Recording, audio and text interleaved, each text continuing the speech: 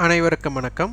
Option tricky trade channel மூலியம் உங்களை சந்திப்பதில் மிக்க மகிழ்ச்சி அடைகிறேன். நான் உங்கள் சந்தோஷ்.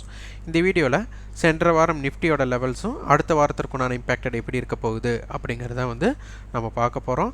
இதற்கு சார்ட்டோ இண்டிகேட்டர்ஸோ நியூஸ் பேஸ்டு எதுவும் இல்லாமல் எளிமையாக ஆப்ஷன் பிரீமியத்தின் அடிப்படையில் சந்தையை எப்படி பார்ப்பது அப்படிங்கிறத இந்த வீடியோவின் நோக்கமே. இது பயிற்சிக்கான வீடியோ, எந்த பரிந்துரையும் நாம் வழங்குவதில்லை. நம்ம அடிப்படை அப்படின்னு சொல்லிகிட்டே இருக்கிறோம். இதில் முடிவெடுக்கும் திறன் சொல்லிகிட்டே இருக்கிறோம்.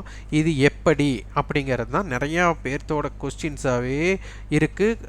அடிப்படையை பார்க்காம சந்தையோட ஆப்ஷன் ப்ரீமியம்னா என்னன்னு தெரிஞ்சிக்காம ஒரு வரைபடத்தின் மூலம் தீர்மானிக்கப்படுவது தான் இதற்கெல்லாம் காரணம்.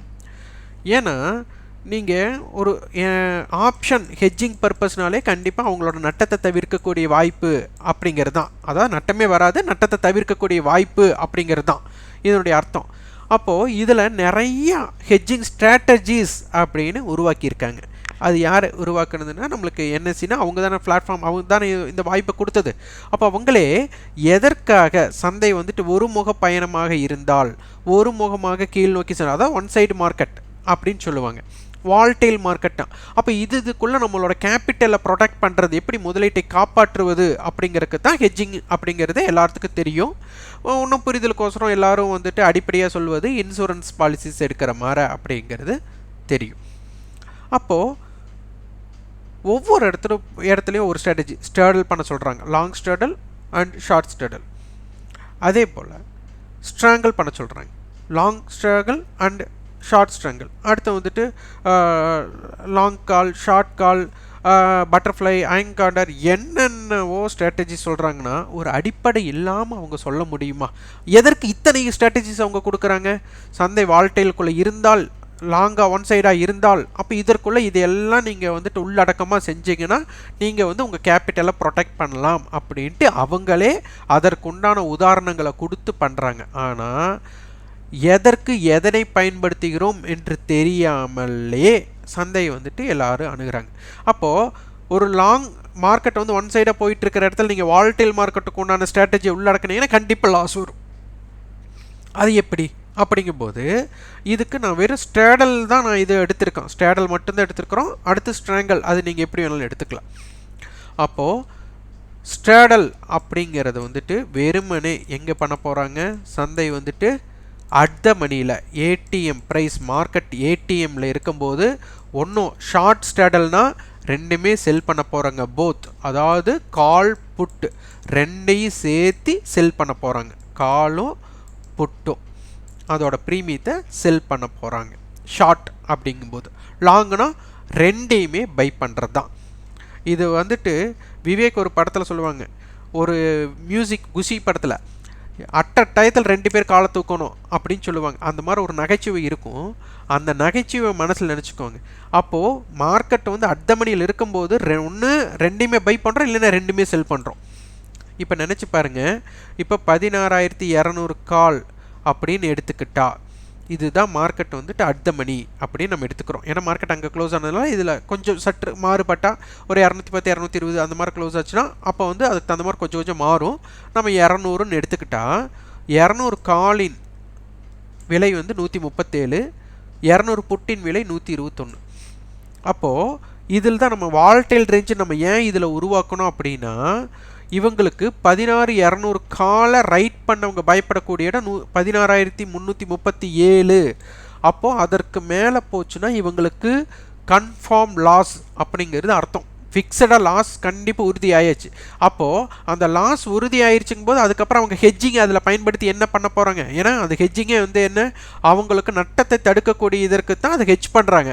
அதற்கு அப்புறம் கடந்து அது சென்றாலும் அவர்களுக்கு நட்டம் ஏற்படுங்கும் போது அதை வச்சுருந்தா என்ன, வெக்காட்டி என்ன அப்படிங்கிற ஒரு கேள்வி நம்மளுக்குள்ளே எழணும். இதுதான் அடிப்படை. அப்போது 16,200 புட்டு தனிப்பட்ட முறையில் அதை மட்டும் செல்லடித்தவங்க 16,079. இதுதான் வாலட்டைல் எல்லை. அப்போது ஒரு முகத்தில் யாராச்சும் ஒருத்தர் ஏதாச்சும் ஒன்று மட்டும் பயன்படுத்தி இருந்தால், காலை மட்டும் ரைட் பண்ணவங்க தனியாக, புட்டை மட்டும் தனியாக ரைட் பண்ணவங்க. அப்போது ஸ்ட்ராடல்னால என்ன சொல்லிட்டோம்? கால் மற்றும் புட், இது இரண்டுமே. லாங்குனா இது ரெண்டுமே பை பண்ணுறது, ஷார்ட் அப்படின்னா ரெண்டுமே செல் பண்ணுறது. அப்போது இது 137 + 120, நீங்கள் இது 7 விட்டுருங்க, 130 120நாலே நம்மளுக்கு 250 ரூபாய். அதுக்கப்புறம் 7 + 1 8, 258 ரூபாய் ப்ரீமியம் கிடைக்க போகுது. இது ரெண்டையுமே செல் பண்ணுனா 258 ரூபாய் உங்கள் பேக்கெட்டுக்கு. இதே நீங்கள் பை பண்ணிங்கன்னா 258 ரூபா நீங்கள் கொடுத்து வாங்கியிருக்கீங்க. இது ஃபஸ்ட்டு நீங்கள் அண்டர்ஸ்டாண்ட் பண்ணிக்கணும், இதுதான் அடிப்படை.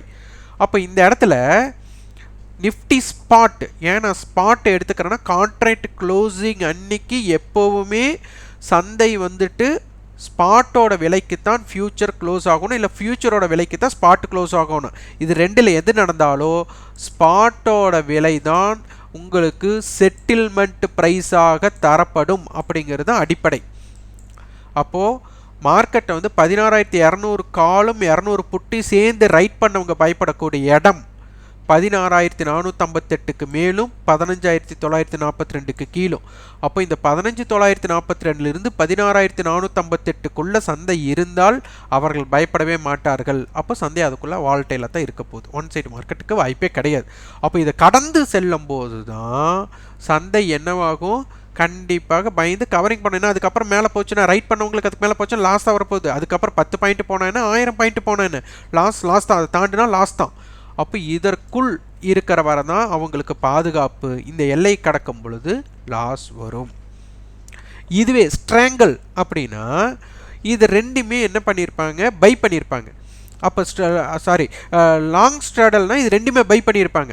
அப்போ இது பை பண்ணும்போது இந்த எல்லையை கடக்கும் பொழுது மட்டுமே அவங்களுக்கு ப்ராஃபிட் வரும். பை பண்ணவங்களுக்கு இதனை கடந்தால் இதற்கு கீழ் சென்றால் ப்ராஃபிட்டு, ஆனால் ஷார்ட் பண்ணவங்களுக்கு இதற்கு கீழ் சென்றால் லாஸ், இதற்கு மேல் சென்றால் லாஸ். இதுதான் இது ஸ்ட்ராடல். அப்போது மார்க்கெட் வால்டைல் இந்த எல்லைக்குள்ளே தான் மார்க்கெட் வேறு 200 பாயிண்ட்டுக்குள்ளே தான் இருக்க போகிறோம் அப்படின்னு தெரிஞ்சுட்டா அதனால தான் நிறைய பேர் வந்துட்டு ஏடிஎம் ப்ரைஸை வந்துட்டு நீங்கள் ஸ்ட்ராடல் விற்றுருங்க, ரெண்டுமே கால் போட்ட விற்க சொல்லி இது பண்ணுறாங்க. இப்போவும் உங்களுக்கு தெரியணும் அது ஏன் அட் த மணியில் பண்ணணும். அப்போ மார்க்கெட் வந்துட்டு எந்த இடத்துல க்ளோசிங் ஆகுது, நம்மளுக்கு 16,220 க்ளோஸ் ஆகுது. அப்போ நீங்கள் நினச்சி பாருங்கள், இந்த 16,200னே வச்சுக்கோங்க,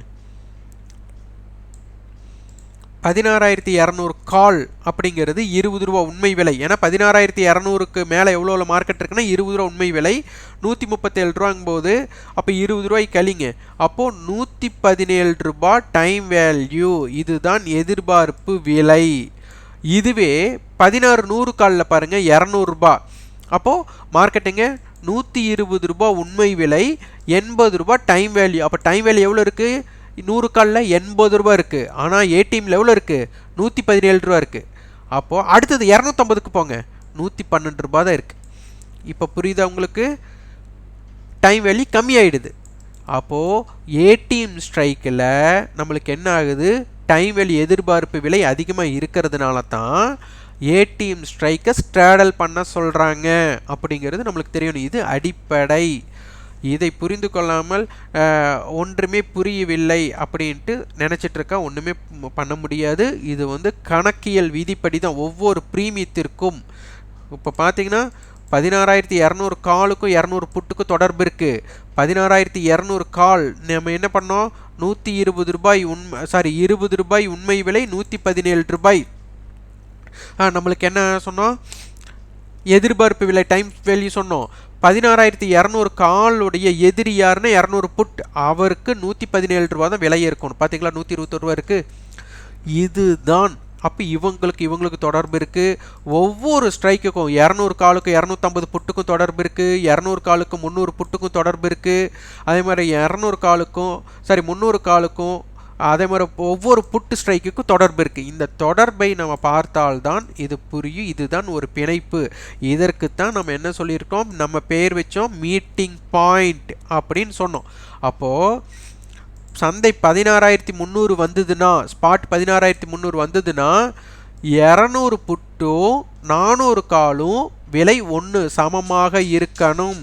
இந்த சமமை வந்து புரிஞ்சுக்கணும்.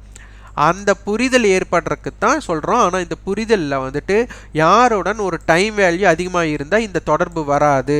அப்போ என்ன அர்த்தம், சந்தை வந்துட்டு ஒரு கரடு முரடான பாதையில் போகும்போது எப்படி இருக்கும், மேட்டு பகுதியில் போகும்போது எப்படி இருக்கும், இறக்கமான பகுதியில் போகும்போது எப்படி இருக்கும், சமமான பகுதியில் வந்து ஒரு வாகனம் இயக்கும் போது எப்படி இருக்கும், இந்த விளக்கம் தான் நம்மளுக்கு தேவை. இந்த ஸ்ட்ராட்டஜியை நீங்கள் எடுத்துட்டிங்கன்னா டைம் வேல்யூ யார்கிட்ட அதிகமாக இருக்குது குறைந்தா இருக்குது அப்படின்னு சொல்லிட்டு நம்ம பார்த்து வியாபாரம் செய்ய முற்படணும். அதனால் அடிப்படையை தெரிஞ்சுக்கோங்க. நீங்கள் வரைபடம் மட்டும் பார்த்தீங்கன்னா தெரியாது. ஏன்னா ஆப்ஷன் பிரீமியத்தில் பிரீமியம் கரைவு ஏற்படுவது தான் காரணம்.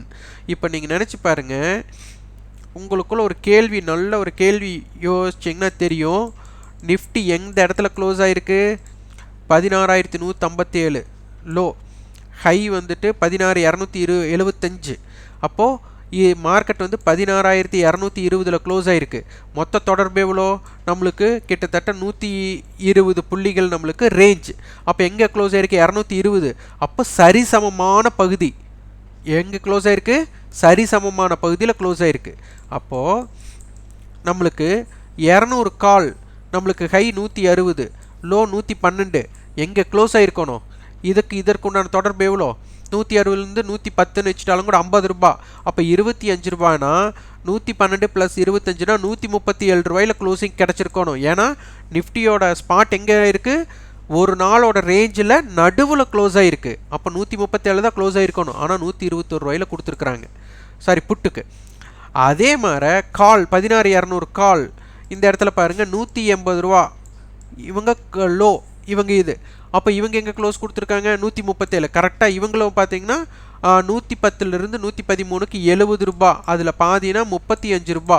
அப்போ 113லிருந்து 35 ஆட் பண்ணோம்னா 8, 4, 1, 148 ரூபாயில் கொடுத்துருக்கோணும். எவ்வளோ கொடுத்துருக்காங்க, 137. அப்போ இங்கே என்ன தெரியுது, பிரீமியம் கரைவு நடைபெறுகிறது. இதுதான் எரோஷன் சொல்லுவாங்க. அப்போ இந்த இரோட்டிங், பிரீமியம் இரோட்டிங்கை நீங்கள் வரைபடத்தில் எப்படி கண்டுபிடிப்பீங்க அப்படின்னு நீங்களே சொல்லுங்கள். அதனால தான் நான் வரைபடம் ஆப்ஷன் பிரீமியத்தோட அடிப்படையை வந்துட்டு எதில் பார்க்கக்கூடாதுன்னு சொல்கிறேன், கிராஃபில் பார்க்கக்கூடாதுன்னு சொல்கிறேன். அப்போது இதை புரிஞ்சுக்கிட்டவங்களுக்கு இந்த அடிப்படை தெரிஞ்சுக்கலாம். இதற்கப்புறம் நீங்களே கணக்கிட்டுக்கோங்க. இன்னும் நான் வந்துட்டு அதிகமாக பேச விரும்பலை. இப்போது இது வாரத்தோட ரேஞ்ச் நிஃப்டியோடது 15,710, ஓப்பனுக்கு கீழே 49 புள்ளி, ஓப்பனுக்கு மேல் 565 புள்ளி.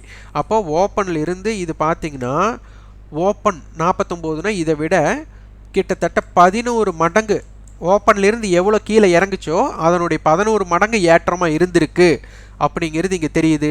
இதை பல வீடியோக்களில் நான் சொல்லிகிட்டே இருக்கிறேன். ஓப்பனுக்கும் ஹையுக்கு உண்டான இமேஜ் என்ன இருக்கோ அதனுடைய பகுதி, அடுத்த பகுதி அதனுடைய மறைமுகமாக இருக்கும் அப்படின்னு நம்ம சொல்லியிருக்கிறோம். ஸோ இதை பேஸ் பண்ணவங்களுக்கு புரியும். திருப்பி மீண்டும் சொல்லி இந்த நேரத்தை நான் கடத்த விரும்பலை. 16,150 கால் தான் மார்க்கெட்டே. ஹைக்கு லோக்கில் வித்தியாசம் எவ்வளோ இருந்தது, 120 புள்ளி வித்தியாசம் நம்மளுக்கு காமிச்சிட்டோம் ஹைக்கு லோவுக்கும். அப்போ 16,150 கால் அப்படிங்கிறது வந்து நம்மளுக்கு இந்த மணி கால், ஏன்னா மார்க்கெட் அதற்கு மேலே தான் இருந்திருக்கு. இதனுடைய ஹைக்கு லோவுக்குள்ள வித்தியாசம் பாருங்கள், 138, 140ன்னு வச்சுக்கோங்க. 140க்கும் 207க்குள்ள வித்தியாசம் 70 புள்ளிகள். அப்போது நிஃப்டி 120 புள்ளிகளோட மூமெண்ட்டுக்கு இவங்க 70 புள்ளி தான் ரியாக்ட் பண்ணியிருக்காங்க. அப்போது நிஃப்டி என்ன மூமெண்ட் ஆகுதோ அதை விட குறைவாகத்தான் இந்த மணி ஆப்ஷன்ஸ் ரியாக்ட் பண்ணும் அப்படிங்கிறது இங்கே தெரிஞ்சிருச்சு. இதுதான் டெல்டா வேல்யூ. அப்போ மார்க்கெட் 120 பாயிண்ட் வந்துட்டு மூமெண்ட்டுக்கு இவங்க 70 பாயிண்ட் ரியாக்ட் பண்ணியிருக்காங்க. இதுதான் டெல்டா. அப்போ மார்க்கெட்டோட ஏற்றத்துக்கு இவங்க எவ்வளோ ஏறுறாங்க, எவ்வளோ குறையும் போது எவ்வளோ குறையிறாங்க அப்படிங்கிறது உங்களுக்கு அடிப்படையாக தெரியணும். அப்போ மார்க்கெட்டை பொறுத்தவரை நம்மளுக்கு 16,300 புட் காலும் 16,000 புட்டும் தான் கொடுத்துருக்குறாங்க. இவங்களோட நடுநிலைமை 16,150, அவர்களோட விலை 89, காலோடைய விலை, புட்டோட விலை 55. அப்போ இவங்க தான் ஃபைட் பண்ண போகிறாங்க. இவங்க ஃபைட்டிங்கில் எப்படி நடக்க போகுது அப்படிங்கிறத நம்ம பார்க்கணும். இப்போ சந்தையோட குறுகியில் என்ன நம்மளுக்கு தெரிஞ்சிருச்சு, இதுக்குள்ளே 16,079லிருந்து 16,337க்குள்ளே இருக்கிறது வந்துட்டு நம்மளுக்கு வாலடைல் ரேஞ்ச். இதுக்குள்ளே வந்துட்டு ஒரு டிசைடிங் ஃபேக்டர் இருக்கக்கூடிய வாய்ப்புகள் அமையாது. இதை பிரேக் பண்ணினதுக்கப்புறம் தான் ஒரு மூமெண்ட், பயம் கிரியேட் ஆகிட்டு ஒரு மூமெண்ட் வரும். அப்போ இந்த எல்லைக்குள்ளே, ஆனால் இந்த எல்லையை அவ்வளவு எளிதாக கடக்காது. ஏனென்றால் இதுதான் ரேஞ்ச் பிரேக் அவுட்டுக்கு உள்ளே போகும். அப்போது சந்தை நீங்கள் பேக் டெஸ்ட் பண்ணுறது என்னென்னா, இந்த எல்லையை எத்தனை நாள் கடக்குது, இந்த எல்லையை எத்தனை நாள் கடக்குது நடக்குது அப்படின்னு நீங்கள் பேக் டெஸ்ட் பண்ணிட்டீங்கன்னா உங்களுக்கு எளிமையாக புரியும். அப்போ இதற்குள்ளே இருக்கிற ஒரு வால்டைலுங்கும் போது ஏன் இந்த ரேஞ்சை அடையவில்லை அப்படின்னு ஒரு கேள்வி வருது. ஒவ்வொரு கேள்விகளுக்கும் கண்டிப்பாக நம்மளுக்கு வந்துட்டு காரணங்கள் சொல்லவே முடியாது. ஏனென்றால் நம்மளுக்கு தெரிஞ்சது இதுதான் நடக்கும்னு தெரிஞ்சதுன்னா எல்லாரும் சம்பாரிச்சுட்டு போயிடுவாங்க. அதனால் இதுதான் தெரிஞ்சு இதுதான் நடக்கும்னு யாருனாலையும் சொல்ல முடியாது. ப்ராபபிலிட்டி இப்போ எப்படி வானத்தில் மேகம் வந்துட்டு மேக மூட்டங்கள் இப்படி இருந்தால் மழை இப்படி வர வாய்ப்பு அப்படி வர வாய்ப்புன்னு தான் சொல்ல முடியல.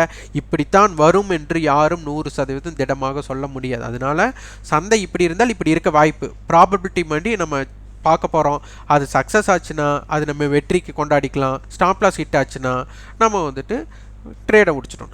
அப்போது இந்த இடத்துல இந்த மாதிரி சூழ்நிலையில் இந்த மாதிரி நான் முடிவுகள் எடுத்தேன், அது எத்தனை முறை எனக்கு சக்ஸஸ் ஆகுது, எத்தனை முறை தவறலாகுது, அப்போ என்னோடய சக்ஸஸ் ரேஷியோ அதிகமாக இருக்கிற ஸ்ட்ராட்டஜிக்கு நான் பின்பற்ற போகிறேன் அப்படின்னு நீங்களாக ஒன்று வகுத்துக்கணும். அப்போ இது கால சூழ்நிலைக்கு தகுந்த மாதிரி மாறுபடும். அதனால தான் ஏகப்பட்ட இண்டிகேட்டர்ஸ் இருக்குது, ஏகப்பட்ட பேட்டர்ன்ஸ் இருக்குது. அப்போ எதுக்கு இத்தனை பேட்டர்ன்ஸ் இருக்கணும்? மார்க்கெட் ஒன்று தான் அப்படின்னாலே இப்போ வால்டைல் மார்க்கெட்னா அதை இண்டிகேட் பண்ணுறதுக்கு ஒரு பேட்டர்ன் இருந்தால் போதுமே. ஒன் சைடு மார்க்கெட்டுன்னா கிரியேட் பண்ணுறதுக்கு ஒரு பேட்டர்ன் இருந்தால் போதுமே. எதற்கு இத்தனை பேட்டர்ன், இத்தனை இண்டிகேட்டர்ஸ்? அப்போ நீங்கள் நினச்சிக்கோங்க எல்லாமே ப்ராபபிலிட்டி தான். அப்போ அதுக்குள்ளே எல்லாத்தையும் நம்ம அனுபவிக்க முடியாது. ஏதேனும் ஒன்றை நம்ம தேர்ந்தெடுத்து அதன் முறைப்படி நம்ம வியாபாரம் செய்யறதுக்கு முற்பட்டு அதன்படி நீங்கள் முடிவுகள் எடுத்து அதில் கிடைக்கக்கூடிய வெற்றி வாய்ப்புகள் எத்தனை சதவீதம்னு பார்த்து அதுதான் ரேஷியோ. அப்போது இதில் வின்னிங் ரேஷியோ உங்களுக்கு எது அதிகமாக தெரியுதோ அதை மட்டும் நீங்கள் வாய்ப்பாக அமைச்சு வர்த்தகம் செய்கிற வரை உங்களுக்கு சந்தையை விட்டு நீங்கள் வெளியேறவே மாட்டீங்க. நீங்கள் கண்மூடித்தனமாக யார் சொல்வதையாகோ நினைத்து நீங்கள் வர்த்தகம் செய்தால், உங்களுக்கு அடிப்படையை பற்றி தெரிந்து கொள்ளாமல் வியாபாரம் செய்தால் சந்தைக்குள் நீங்கள் இருக்கும் காலம் மிக குறுகியதாக இருக்கும். தெரிந்து கொண்டு வியாபாரம் செய்தால் உங்கள் வாழ்க்கை முழுவதும் வியாபாரம் உங்கள் தொடர்ச்சியாக இருக்கக்கூடிய வாய்ப்பாக இருக்கும்.